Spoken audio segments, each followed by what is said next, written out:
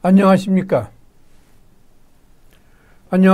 이번 시간에는 8.15 해방, 그리고 미 군정, 또 북한의 소련 군정, 그리고 광복 직후에 있었던, 해방 직후에 있었던 남북한에서의 이념적인 논쟁, 그리고 그 당시에 활동했던 지도자, 그 당시에 활동했던 정당 등등에 대해서, 그리고 마지막으로는 1948년 8월 15일 대한민국 정부가 수립되는 그와 같은 과정에 대해서 말씀드리겠습니다. 여러분들은 8.15 하면은 아마 여러분들의 경우는 해방이나 또는 독립, 광복이라고 그러는 여러 가지 의미에서 여러분들은 교과서나 또는 여러분들의 부모님들 또는 언론을 통해서 아마 여러분들은 8.15가 가지고 있는 우리 민족의 의미라든가 또는 우리 국가에서 있어서의 8.15가 지니는 다양한 해석 등등에 대해서 여러분들은 접하실 것으로 생각하고 있습니다. 물론 저 자신은 1945년 해방 등이 있기 때문에 해방과 더불어서 태어나서 8.15에 대한 직접적인 그러한 그 경험은 없지만은, 그러나 저 역시 마찬가지로 부모님들 그리고 또 교과서나 언론을 통해서 8.15가 가지고 있는 여러 가지의 의미 같은 경우를 나름대로 해석하고, 또한 8.15가 가지고 있었던 간격에 대해서 여러 가지 생각을 하고 있습니다. 물론 여러분들과 저는 8.15에 대한 세대 차이가 있기 때문에 8.15가 우리 민족에게 주는 감격이라든가 또는 감정적인 차원의 문제는 다소 좀 차이가 있을 것이다, 그렇게 생각하고 있습니다. 그러나 지금 현재 90세 전후가 된 분들의 경우에 있어서는 8월 15일 소위 해방된 날은 그야말로 감격적인 날일 뿐만 아니라 대한독립 만세를 부르고 대한민국이라고 그러는 국가에 대한 소위 그 자부심을 가지면서 광화문이나 또는 서울 시내에서 태극기를 흔들면서 해방, 독립 또는 광복을 외쳤던 감격스러운 날이 아닌가, 그렇게 생각하고 있습니다. 어쨌든 8.15가 우리 민족에 주는 의미는 대단하다, 그렇게 볼 수가 있습니다. 그러나 이 8.15는 역시 마찬가지로 우리 국가에 있어서 여러 가지 정치적인 어떠한 사건이 있을 때마다 그와 같은 사건에 대한 해석이 다양하게 되고 있는 것과 마찬가지로 8.15 역시 그것이 과연 해방이냐 또는 독립이냐 또는 광복이냐, 이와 같은 논쟁이 아직도 계속되고 있을 뿐만 아니라 이것에 대한 해석에 따라서 1948년 8월 15일을 소위 대한민국 정부 수립이냐 또는 건국일이냐, 이와 같은 논쟁도 지금까지 계속되고 있다라고 그러는 것을 여러분들한테 말씀드리겠습니다. 우선 여러분들은 8.15가 해방이냐 독립이냐 또는 광복이냐, 이 의미를 어원적인 의미에서나 또는 다른 차원에서 한번 생각해 볼 필요가 있다, 그렇게 봅니다. 우선 독립이라고 그러는 의미는 다른 것에 예속되거나 의존하지 아니한 상태로 됨을 나타내고 옵니다. 독자적으로 존재하는 것을 우리가 독립이다, 그렇게 볼 수가 있겠죠. independence, become independent, stand on one's own feet, 이런 식의 의미로서 볼 수가 있습니다. 미국의 경우는 7월 4일을 미국 독립기념일이다, 그렇게 이야기하고 있습니다. 독립의 경우는 독립국가, 독립된 주권을 가진 나라라고 그러는 의미로서 우리가 볼 수가 있습니다. 특히 신생 독립국가의 경우는 2차 대전이 끝난 후에 식민지에서 벗어나 독립된 주권을 가진 나라다, 그런 식으로 우리가 볼 수가 있을 것입니다. 해방이라고 그러는 의미는 소위 리버레이션, 외국 학자들은 리버레이션이라고 그러는 의미로서 많이 사용하고 있는데, 또는 free emancipator, 영어로서 그렇게도 표현할 수가 있는 것인데, 이것은 구속이나 억압 또는 부담 따위에서 벗어나는 것으로서 우리가 볼 수가 있습니다. 1945년 8월 15일은 우리나라가 일본 제국주의 강점에서 벗어난 일이다, 벗어난 날이다라고 그래갖고서는 소위 그 해방된 날이다라고 그렇게 표현하는 경우도 우리가 볼 수가 있습니다. 어떻든 8월 15일은 제가 아까 말씀드린 것 마찬가지로 광복, 해방, 독립이라고 그러는 단어를 여러 가지 차원에서 혼용해서 쓰고 있는 것은 지금 우리의 실정이다, 그렇게 볼 수가 있습니다. 해방은 구속이나 억압에서 벗어나는 것을 의미하고, 독립은 독자적으로 다른 것에 의존하지 않은 상태로 의미한다라고 그러면, 광복은 빛을 되찾았다는 추상적인 의미에서 주권을 도로 찾았다는 소위 그 의미로 표현한 것을 우리가 볼 수가 있습니다. 그래서 8월 15일을 광복절, 그러니까 우리가 그동안 어둠 속에서 있다가 새로운 광명의 빛을 찾았다라고 그러는 측면에서 이제 광복이다라고 이야기를 하고 있습니다. 우리는 지금까지 8.15 광복절이다라고 그러는 것을 일반적인 8.15 기념 행사의 용어로 사용하고 있습니다. 민족의식과 민족 정기를 고취하기 위하여 대한민국 정부 수립 이듬해인 1949년 10월 1일 법률 제53호로 제정 공포된 국경일에 관한 법률에 의해서 8월 15일을 광복절로 공식적으로 소위 사용하고 있습니다. 이와 같은 광복절이라고 하는 명칭은 처음부터 광복절이라고 불렸던 것은 아니고 1945년 광복 이후 1949년 국경일에 관한 법률이 제정되기 이전까지는 단순히 8.15라고 그냥 숫자만 가지고 이야기를 했습니다. 그러다가 1949년 광복 1주년, 해방 1주년 또는 독립 1주년 이런 식으로 불렀던 것을 볼 수가 있습니다. 그러나 제가 조금 전에 말씀드린 것 마찬가지로 1949년 10월 1일 소위 광복절은 국경일에 관한 법률에 의해서 공식적으로 소위 광복절로 선포되고 또 현재까지 그렇게 사용되고 있는 것을 여러분들한테 말씀드립니다. 8월 15일은 1941년 태평양 전쟁이 시작되면서 상해에 있는 김구 선생님을 필두로 한 대한민국 임시정부는 개전 즉시 대일 선전 포고를 발표하여 연합국으로 참여했습니다.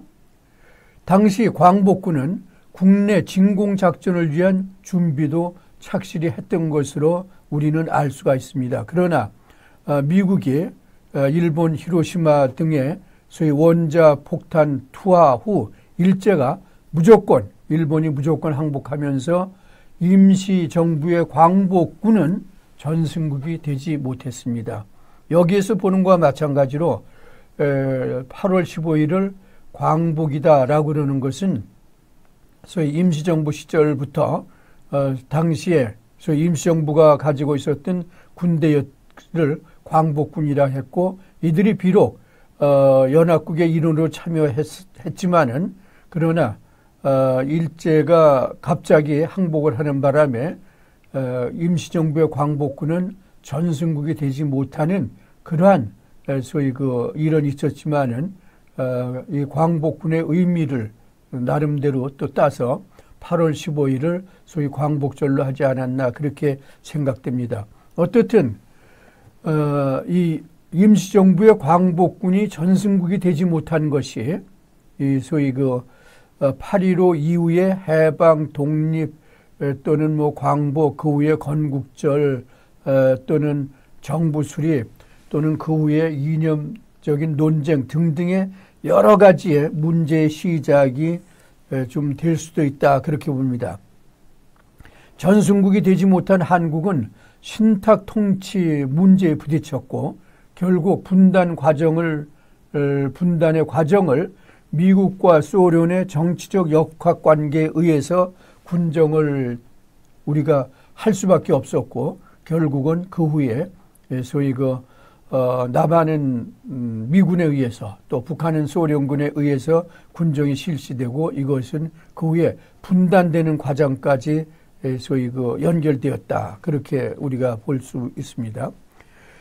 또 뒤에 있었던 소위 좌익 우익의 합작 운동도 상당히 여러 가지 운동이 있었지만은 이 운동이 제대로 실천되지 못하면서 미국과 소련에 의하여 남북한에서 각각 단독 정부가 수립됨으로써 남한은 이승만 대통령을 초대 대통령으로 하는 정부가 1948년 8월 15일 수립 선포되었던 것을 여러분들은 잘 아실 겁니다. 그러면 8월 15일은 과연 광복, 해방, 독립 가운데 어떤 단어가 적절한 것이냐? 물론 제가 아까 말씀드렸습니다. 공식적으로 대한민국은 8월 15일을 광복절이다라고 하고 있다. 그러나 우리가 독립이라고 하는 의미에서는 당시에 미군정 등등이 실시됨으로 해서 또 북한에서는 소군정이 실시됨으로 해서 대한민국의 전시 작전권은 아직도 소위 미국에 있고 또 미국의 군사력에 상당히 의존하고 있습니다. 물론 북한은 소련군은 없지만은 어떻든 1945년부터 48년까지 역시 마찬가지로 소군정이 실시되면서부터 북한 역시 마찬가지로 소련군에 의해서 통치되기 때문에 엄격한 의미의 독립이라고 보기는 사실상 힘든 것이다. 그렇게 볼 수가 있습니다. 또 그럼 해방.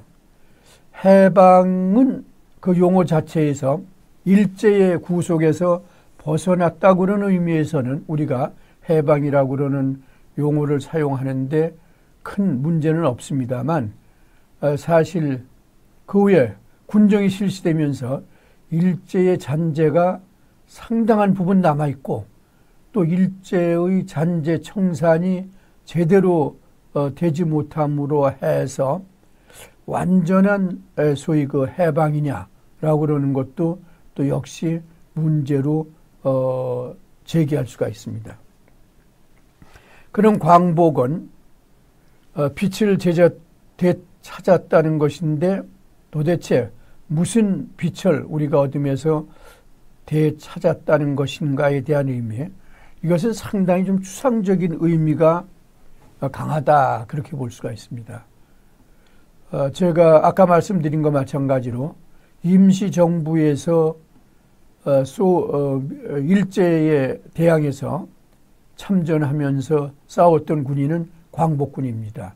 그래서 그 당시에 상해 임시정부를 중심으로 해서 독립운동가들이 활동했던 그러한 그 독립운동가들은 광복의 의미를 무엇보다도 상당히 강조했다. 그렇게 우리가 볼 수가 있습니다. 그래서 8월 15일을 광복절이다라고 그러는데 그 후에 큰 어려움이 없지 않았나 그렇게 생각합니다.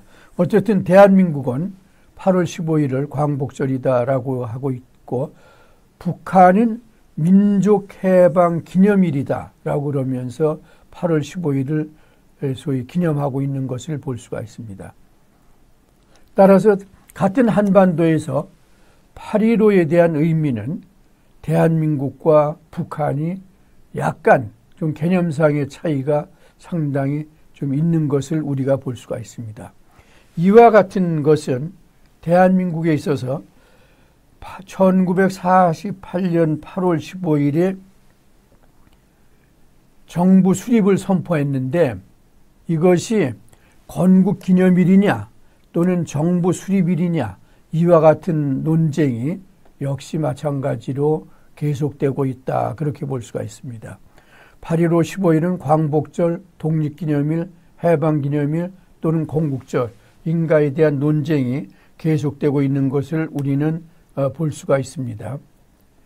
특히 이와 같은 논쟁은 역대 정부가 가지고 있는 역대 정부의 정치 철학 또는 그 당시 집권 세력이 가지고 있었던 이념적인 평양에 따라서 상당히 좀 차이가 있다, 그렇게 볼 수가 있습니다.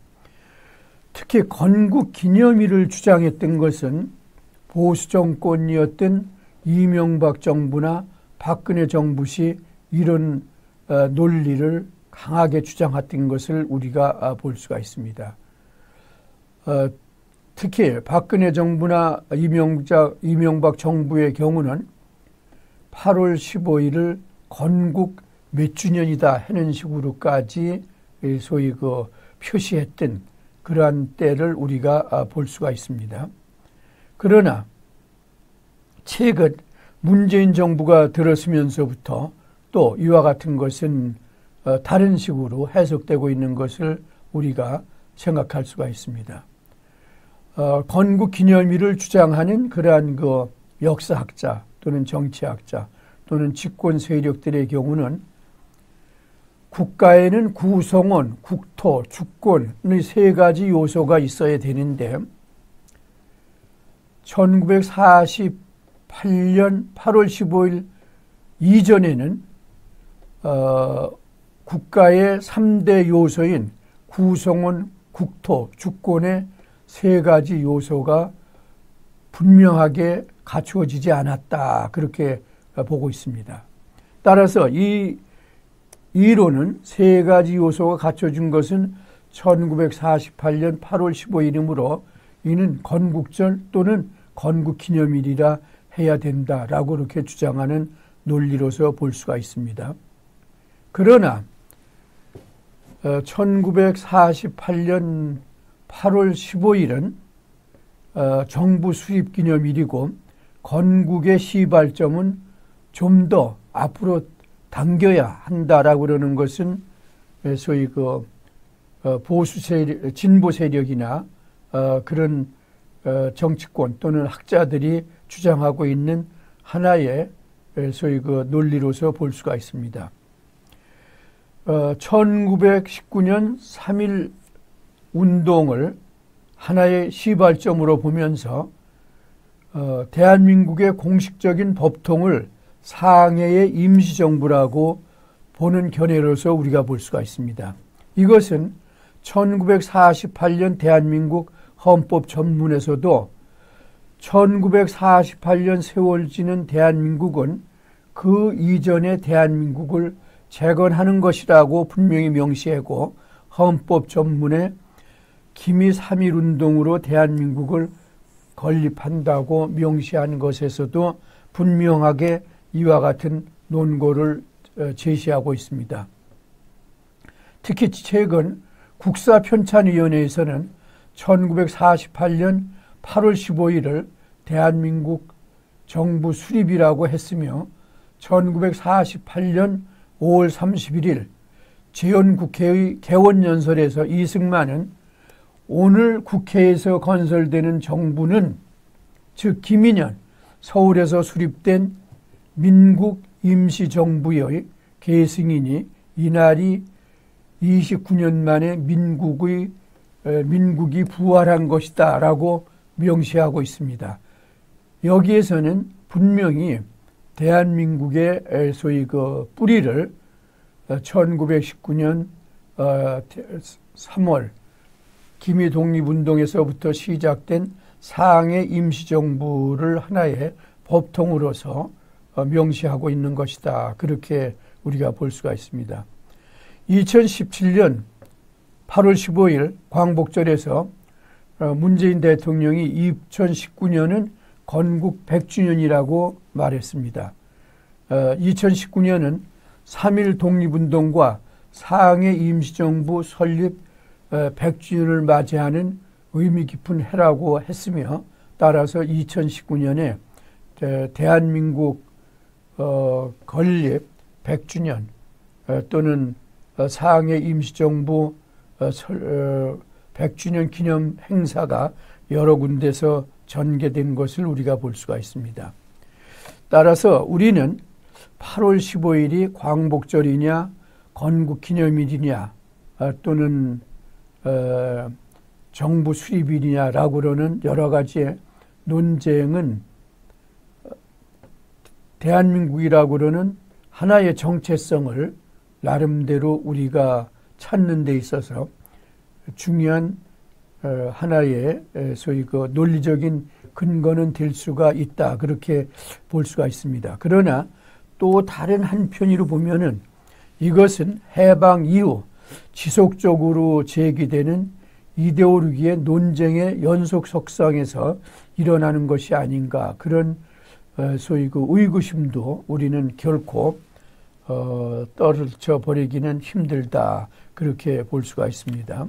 따라서 우리는 8월 15일이 광복절이냐 건국기념일이냐에 대한 논쟁보다는 8월 15일의 진정한 의미를 우리가 어떻게 해석하면서 그리고 국가 발전의 동력으로 삼을 수 있느냐, 그것이 더 중요하다. 그렇게 말씀드릴 수가 있습니다. 사실 이와 같은 건국의 논쟁은 우리가 소위 과거 고조선부터 따진다 그러면 그것은 끝이 없는 계속적인 그러한 그 논쟁으로 갈 수밖에 없다. 그렇게 생각이 될 수가 있습니다. 이번에는 8월 15일 소위 광복 또는 해방과 더불어서 그 당시에 정치적인 상황이 어땠느냐라고 그러는 측면에서 그 당시에 있었던 중요한 정치적인 사건 그리고 관계된 인물에 대해서 몇 가지 보는 순서로 하도록 하겠습니다. 8월 15일 1945년 8월 15일 해방과 더불어서 제일 우리가 첫 번째 눈여겨볼 것은 그 당시 건국준비위원회와 소위 그 여운형과의 관계다. 그렇게 우리가 볼 수가 있습니다. 1945년 8월 15일 광복 후 몽양 여운형이 중심이 되어서 조직한 최초의 건국준비단체로서 그 목적과 활동은 소위 그 건국준비위원회에서 나타나고 있는데 건국준비위원회의 목적과 활동은 다음과 같다. 그렇게 볼 수가 있습니다. 건국준비위원회는 건국준비를 위한 대표기관의 역할로서 정치 세력을 형성시키고 건국공작의 강령 발표와 조선인민공화국 수립, 집행위원회 개편, 전국인민대표자 회의의 소집을 둘 수가 있습니다. 건국준비위원회는 1945년 8월 초 제2차 세계대전에서 일본의 패배가 확실해지자 당시 조선 총독이었던 아베 노부유키는 한국에 있는 일본인의 재산과 생명을 보호해줄 협성의 대상자로서 민족 지도자를 찾기 시작하는데 이와 같은 민족 지도자의 첫번 대상자가 됐던 사람이 여운형이었다. 그렇게 볼 수가 있습니다. 때마침 건국 준비를 위해서 민족의 대표기관과 정치 세력 형성의 필요를 느끼고 있던 여운형이 소위 조선 총독의 소위 제의를 수락해서 건국준비위원회 활동이 시작됐다. 그렇게 볼 수가 있습니다. 그러면 건국준비위원회는 어떤 과정을 통해서 설립이 되었냐라고 그러는 것을 보겠습니다. 건국준비위원회는 여운형에 의해서 1944년 8월 10일 비밀리에 건국동맹이 조직되었고 1945년 8월 15일 광복절날 소위 여운형에 의해서 건국준비위원회가 발족되었습니다. 사무실은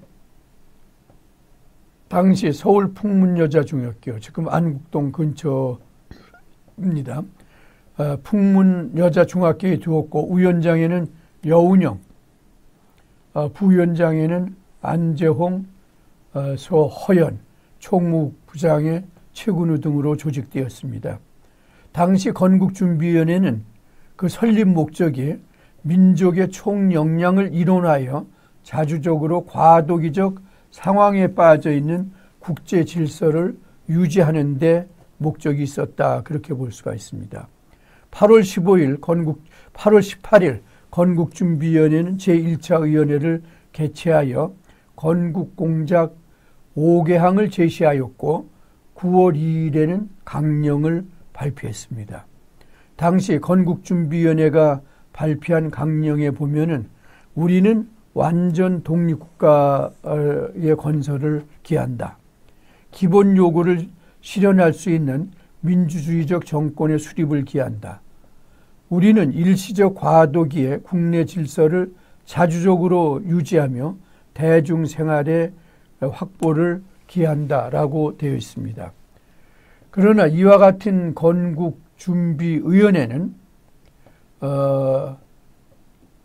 이념적인 측면에서 지나치게 좌익 진보 세력으로 조직됐기 때문에 당시에 민족주의계 인사들이 이에 반발하고 탈퇴했습니다.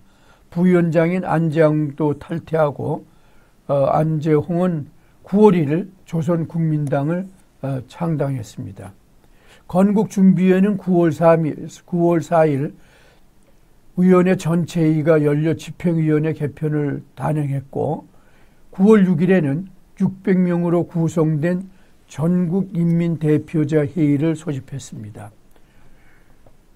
경기여자중학교에서 열린 이 회의에서 조선인민공화국 임시조직법안이 통과된 후 조선인민공화국 선포를 했습니다. 따라서 조선건국준비위원회는 9월 7일 해체되고 9월 11일 조각을 단행했는데 이승만, 여운형, 허연, 김규식, 김구, 김성수, 김병로, 안재홍, 이강국, 신익희, 조만식 등 55명의 대표위원과 오세창, 권동진, 김창숙, 이시영 등 12명의 고문위원을 선발하고 주석에는 이승만, 부주석에는 여운형, 총리에는 허원이 각각 추대되었다고 발표를 했습니다. 그러나 건국준비위원회는 처음부터 건국준비위원회를 반대하고 임시정부의 기국을 기다리던 김성수, 당시의 동아일보 사중이다. 송진우, 장덕수 등 우익진영은 건국준비위원회를 하나의 벽상 조직이라고 비난하면서 협조하지 않았습니다. 그래서 좌우 간에 어떠한 협력은 이루어지지 않았다. 그렇게 볼 수가 있습니다.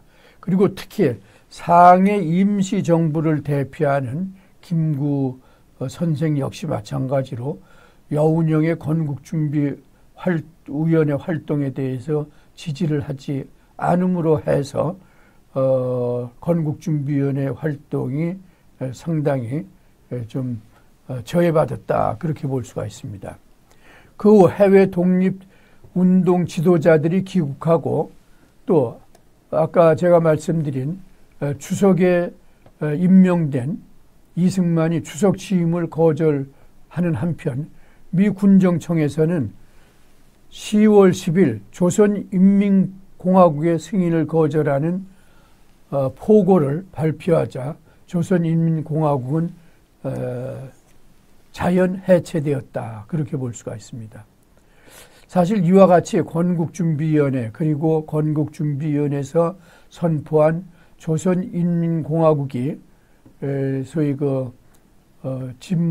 진보 세력과의 통합을 반대하는 보수 세력 또는 해외 독립운동 지도자들에 의해서 반대됨으로 해서 자연적으로 해체되는 과정은 해방 이후 전국의 주도권을 장악하기 위해서 소위 있었던 좌익과 우익의 소위 하나의 투쟁의 소위 결과다. 그렇게 볼 수가 있습니다. 특히 건국준비위원회가 좌파 중심으로 중경 임시정부에 맞설 수 있는 정치 조직의 필요성을 나타내므로 해서 해외 독립 조직으로부터 소위 그 지지를 받지 못했다. 그렇게 볼 수가 있습니다. 다시 말씀드리면 좌파 중심의 독립운동가들은 주로 국내에서 활동을 했고 소위 보수 중심의 소위 그 독립운동가들은 중국이나 또는 미국 등 같은 외국에서 주로 활동한 것을 우리가 볼 수가 있습니다. 조선건국준비위원회에서 선포한 조선인민공화국은 이런 식의 차원에서 좌파 조직이라고 그러는 것을 불식하지 못했습니다. 특히 조선인민공화국이 하나의 정부라고 그러는 명칭을 사용함으로 해서 당시 미 군정의 아놀드 군정장관 또는 하지 미국 사령관으로부터 조선인민공화국을 소위 부인하는 성명서 발표가 아주 결정적인 계기가 되었다. 그렇게 우리가 볼 수가 있습니다. 그러면 그 당시에 건국준비위원회의 주도적인 역할을 했던 여운형은 과연 어떤 사람이냐? 여운형은 1886년 경기도 양평에서 출생한 독립운동가, 정치가, 그리고 제가 지금까지 말씀드린 1945년 8월 15일 해방 직후 조선건국준비위원회를 만드는데 아주 주도적인 역할을 했습니다. 1945년 8월 15일 광복을 맞아 안재홍 등과 건국준비위원회를 조직, 그는 건국준비위원회를 공식적인 정부로 선포하여 하나의 국가조직을 기정사실하고 곧 서울, 경성이죠. 당시에 서울에 진주할 미군으로부터 추인받는 길을 밟으려고 했습니다. 따라서 9월 6일에 전국인민대표자 회의를 열고 건국준비위원회를 조선인민공화국으로 소위 그 조직을 바꿔서 선포한 것을 볼 수가 있습니다. 1945년 9월 7일 미 군정이 시작되기 이전까지 지속되었던 소위 그 조선인민공화국은 주석의 이승만과 함께 여운형은 부주석에 선출되었던 것을 우리가 볼 수가 있습니다. 9월 조선인민공화국을 선포하였으나 친일 반민족 행위자와 사회주의를 싫어하는 우익진영의 반대 또는 미 군정의 불인정으로서 조선인민공화국은 자연적으로 해체되었습니다. 이후 여운형은 1945년 조선인민당을 조직하였습니다. 좌우익의 중간 세력으로서의 입장을 여운형은 자처했지만은 이후 1947년 인민당으로 개편했는데 이 조선인민당을 그러나 극좌 극우의 양축으로부터 소외당함으로 해서 특히 극우파 단체 백의사의 멤버인 한지근에 의해서 1947년 여운형이 암살담으로 해서 사실 여운형의 정치적인 그러한 꿈은 깨졌다. 그렇게 볼 수가 있습니다. 여운형은 사회주의 운동 이력으로 독립운동의 업적을 인정받지 못한 채 있다가 2002년 7월 몽양 여운형 선생 추모 사업회가 조직되어 여운형의 독립유공자 서운을 추수하기 위한 운동을 전개하였고 이에 결과로서 2005년 3월 1일 건국훈장 대통령장 그리고 2008년 건국훈장 대한민국장을 후에 주소받았습니다. 그리고 최근에 여운형이 비록 사회주의 또는 좌익 세력에 의한 그러한 그 건국준비위원회 또는 조선인민공화국 건설 등등을 소위 그 주도하였지만은 그러나 여운형이 가지고 있었던 정치 사상 그리고 건국 준비위원회 활동을 통한 소위 좌우 합작 노력 등등에 대해서는 여러 가지 소위 평가가 활발하게 진행되고 있는 것을 우리는 볼 수가 있습니다. 아마 이와 같은 여운형에 대한 소위 독립운동에 대한 평가 그리고 8.15 해방 이후의 역할에 대한 것은 앞으로 더욱더 지속적으로 될 것으로 생각하고 있습니다. 다음은 미 군정에 대해서 말씀드리겠습니다. 미 군정은 일단 군정은 두 가지 개념으로 우리가 볼 수가 있습니다. 하나는 뒤의 개념인데 겨정국의 일방의 군대가 타방의 육지상의 영역에 진주하여 피점령국의 권력을 배제하고 자국 고유의 권력을 수립 행사하는 것을 의미하고 있습니다. 이것은 아주 협의, 작은 개념의 군정이다. 그렇게 우리가 볼 수가 있습니다. 광의의 개념은 군사적, 정치적 목적 달성을 위하여 주민의 생명과 재산을 보호하고 공공질서를 유지하는 행정작용 이외의 입법, 사법의 작용까지 전부를 행사하는 그러한 그 점령 통치를 말하는 것을 우리가 볼 수가 있습니다. 전쟁이 종료된 후, 2차 대전 마찬가지로 우리가 볼 수가 있겠죠. 2차 대전에서 승리한 소위 승전국들이 소위 패전국 또는 식민지 국가에서 해방된 국가에 식민지에서 해방된 국가에 군정이 실시되었던 그러한 것을 우리가 볼 수가 있습니다. 따라서 우리의 경우도 이와 같은 차원에서 1945년 해방 8월 15일 해방 이후 미 군정이 실시된 것을 우리가 볼 수가 있습니다. 미 군정은 미국에 의한 소위 미군에 의한 정치다 그렇게 볼 수가 있죠. 승전국 미국에 의한 정치입니다. 미군에 의한 정치. 1945년 9월 5일 미군 하지 사령관에 의해서 발표되었습니다. 하지 사령관은 군정 일반 명령 제1호를 발표하면서 소위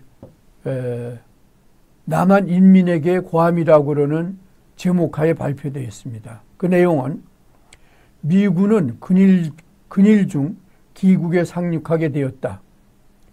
일본인 및 미군 상륙에 대한 반란 행위, 재상급 기설기관의 파괴 등의 경고망동에 휩쓸린다거나 하는 행동은 이를 엄히 피함으로써 평화를 유지하고 평시와 하등 변함없는 생활을 할 것이다. 미군이 진주한 다음 날인 9월 9일 진주군 사령관 하지와 조선 총독 아베는 항복 조인식을 거행했는데 이로부터 3년 동안 미 군정이 실시된 것을 우리가 볼 수가 있습니다. 미 군정의 장관으로선 아놀드 소장이 임명되었습니다. 군정 실시에 필요한 준비와 사전 지식을 미군은 갖지 못한 채 미군은 남한에 진주하여 미군정을 제외한 임시정부와 여운형의 건주는 물론 어떤 기관도 인정하지 않은 것을 우리가 볼 수가 있습니다. 그리고 9월 7일 태평양 미군 육군 최고 지휘관 소위 육군대장 더글라스 메가더에 의해서 역시 소위 조선인민에게 고함이라고 그러는 그러한 포고령이 발표되었습니다. 그 포고령의 내용은 태평양 미군 육군 최고 지휘관으로서 다음과 같이 포고한다. 일본국 천황과 정부와 대본령을 대표하여 서명한 항복문서의 조항에 따라 본관, 여기서는 더글라스 메가더 장군을 얘기합니다. 본관이 지휘하는 전승군은 금이 북위 38도 이남의 조선 지역을 점령했다. 본관은 조선 인민이 오랫동안 노예처럼 지내온 사실과 적당한 시기에 조선을 해방 독립시키려는 연합국의 결정을 명심하고 있다. 조선인은 우리가 조선을 점령하는 목적이 항복문서를 이행하고 조선인의 인권 및 종교상의 권리를 보호함에 있음을 알아야 한다. 따라서 조선 인민은 이 목적을 위하여 적극적 협력해야 된다. 본관은 본관에게 부여된 태평양 미국 육군 최고 지휘관으로서의 권한으로 조선 북위 38도 이남의 지역과 주민에 대하여 군정을 실시한다. 이에 따라 다음과 같이 점령에 관한 조건을 포고한다라고 되어 있습니다. 그러면 그 미군정 포고 일원은 뭐냐? 조선 북위 38도 이남 지역과 조선의 주민에 대한 모든 행정권은 당분간 본관의 지휘하에 권한하에 실행한다라고 제1조에 적혀 있고요. 제2조는 정부, 공공단체 또는 기타의 명예직원과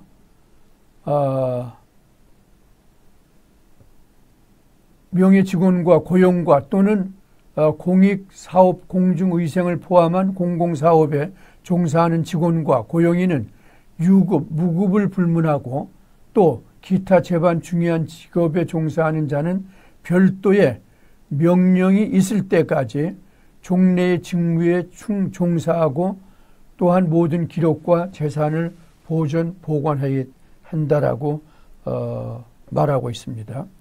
제3조는 주민은 본관 및 본관의 권한으로 발표된 명령에 즉각 복종해야 된다. 점령군에 대하여 반항 행동을 하거나 질서 보완을 결안하는 행위를 하는 자는 용서 없이 엄벌에 처할 것이다 라고 이야기하고 있습니다.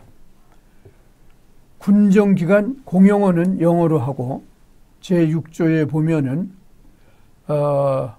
이후 공포하게 되는 포교, 명령, 규약, 고시, 지시, 조례는 본관 또는 본관의 권한으로 발표될 것이며 주민이 지켜야 할 것이다 라고 되어 있습니다.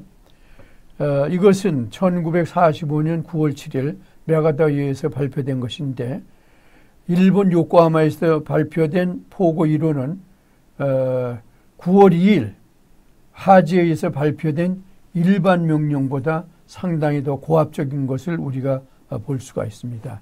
당시에 북한을 점령한 소련군은 해방된 조선인민 만세라는 표현을 사용하는 등 해방군의 이미지를 강조했지만은 미군은 점령군의 이미지를 강하게 주는 포고령을 발표한 것을 볼 수가 있습니다. 그러나 북한에서 소련군이 해방된 조선인민 만세 등등의 표현을 한 것은 북한으로부터 인심을 사기 위한 하나의 위장 전술이다. 그렇게 우리가 볼 수가 있습니다.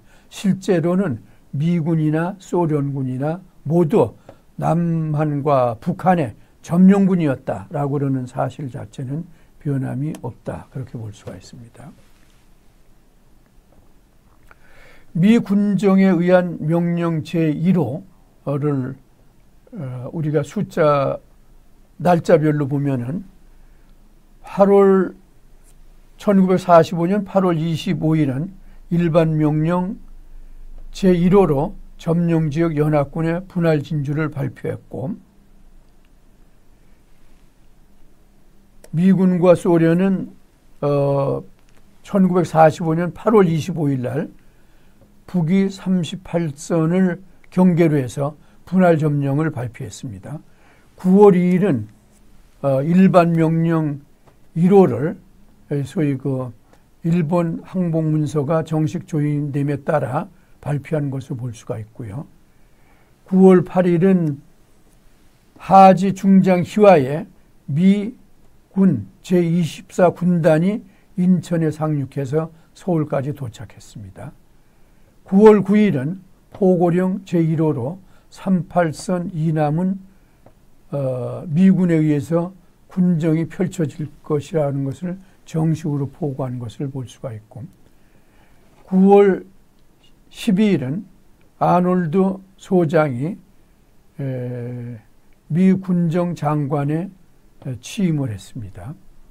9월 14일은 조선 총독부의 일본 관리를 해임하라고 했지만 미 군정은 행정고문이라고 그러는 이름으로 여전히 소위 미군은 일본의 식민지 통치기구를 이용한 것을 볼 수가 있습니다. 9월 18일은 미군 장교를 각 국장에 임명했고, 9월 19일은 제조선 미육군 사령부 군정청이라는 정식 명칭으로 통치 체제를 완비한 것을 우리가 볼 수가 있습니다. 그러면 미 군정에 대해서 몇 가지 말씀드리겠습니다. 한국에서의 미 군정은 사실 한국은 당시에 연합국의 적국이나 또는 패전국이 아니었음에도 불구하고 미 군정이 실시된 것을 우리가 볼 수가 있습니다. 태평양 미 육군 총사령부 포고 제1호의 전문에 의거 한국 점령의 목적을 일본의 항복문서 조항에 이행해 있으며 일본 강점으로 분리된 한국의 주권을 회복시키고 자유민주 정부를 수립할 수 있도록 적극 협조하고 한국인의 인권과 종교상의 권리를 보호하기 위한 방편이라고 분명히 명시하고 있습니다. 미 군정을 담당했던 제24사단은 전투부대였지 민사 문제에 대한 경험이었기 때문에 일본 관리들의 자문을 받아 당시 군정을 처리했을 정도라고 볼 수가 있습니다. 제조선 미 육군 사령관인 하지 준장은 전형적인 야전 군인으로서 한국에 대한 특별한 지식이 없이 미 군정을 실시했습니다. 하지는 기본적으로 새로운 군정을 실시하기보다는 총독 정치를 연장하여 구체제를 이용할 생각을 했다, 그렇게 볼 수가 있습니다. 미 군정은 초기, 중기, 후기 세 가지 소위 그 시기로 구분해서 볼 수가 있습니다. 1945년은 초기의 미 군정의 실시로 볼 수가 있는데, 이 당시는 미 군정이 보수주의자에 대한 지원을 시도했고, 소위 통역 정치를 통해서 당시에 소위 지주계급 또는 보수 세력이었던 한민당의 세력을 많이 확장시켜줬다, 그렇게 볼 수가 있습니다. 여운형의 조선인민공화국 설립은 부인했고 임시정부 세력과도 협조적이 아니었다, 그렇게 볼 수가 있습니다.